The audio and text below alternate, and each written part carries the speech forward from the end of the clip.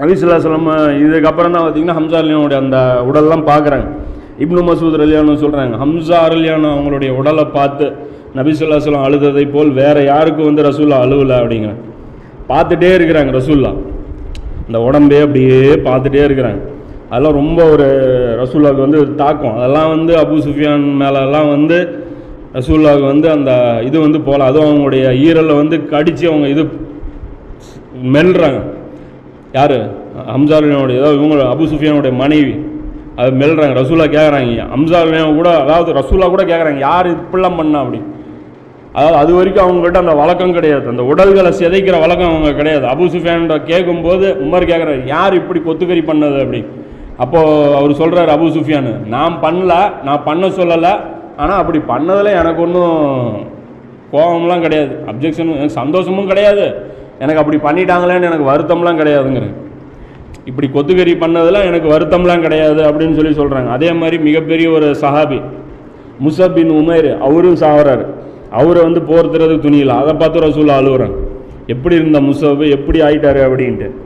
அதே மாதிரி உசைரிம் அப்படின்னு சொல்லி ஒரு சஹாபி, அவர் என்ன பண்ணுறாருன்னா அவர் இஸ்லாத்தையே ஏற்றுக்கல. அவர் அதுக்கு முன்னாடி வரைக்கும் ரசூலாட்ட கேட்குறாரு, சண்டை போடுறதுக்கு நான் வரட்டா அப்படிங்கிறார், நல்ல வீரர். ஆனால் ரசூலா என்னங்கிறாங்க, ஈமான் கொண்டதாக இருந்தால் வாங்க அப்படின்னு சொல்லி அவரை தடுத்துடுறாங்க. அதுக்கப்புறம் பார்த்தா போரில் பார்த்தா உயிர் போகிற தருவாயில் அவர் இருக்கிறாரு, உயிர் போயிட்டு இருக்குது. அப்போ முஸ்லீம்கள் வந்து கேட்குறாரு, நீ யார் சார்பாக வந்து சண்டை போட்ட, நீ எங்கேருந்து இங்கே வந்தா அப்படிங்கிறாரு. அப்போது சொல்கிறார், நான் உங்களுக்காக தான் வந்தேன். அவர் 7 பேர் அவர் கொல்றாரு.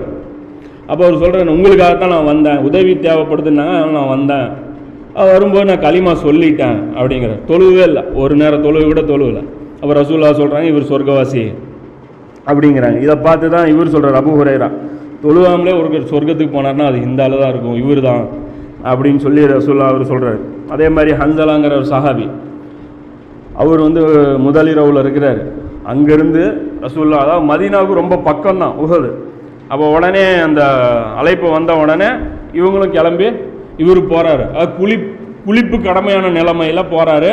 இவரை வந்து மலக்குகள் வந்து குளிப்பாட்டுறாங்க. அதாவது ரசூலுல்லாஹ் அவர் உடம்பு கிடக்குது, சுற்றியும் தண்ணி கிடக்குது ஈரமாக. அவர் எடுக்க போகிறாங்க, ரசூலுல்லாஹ் சொல்கிறாங்க, டச் பண்ணாதீங்க, மலக்குகள் குளிப்பாட்டிகிட்டு இருக்கிறாங்க அவரை அப்படிங்கிறாங்க, கிட்ட போகாதீங்க அப்படிங்கிறாங்க. அதே மாதிரி சாது பின் ரபியாங்கிறவர், அவர் ஒரு முக்கியமான சஹாபி. அவரும் அதான் சொல்கிறார், எங்களில் கடைசியாக ஒரு ஆள் இருக்கிற வரைக்கும் ரசூலுல்லாஹ் விட்டுறாதீங்க அப்படின்னு சொல்லி அன்சாரிகளுக்கு அட்வைஸ் பண்ணிட்டு போகிறாரு. சாவை பார்த்து பயப்படாதீங்க, ரசூலுல்லாஹ் காப்பாற்றுங்க அப்படின்ட்டு போகிறாரு.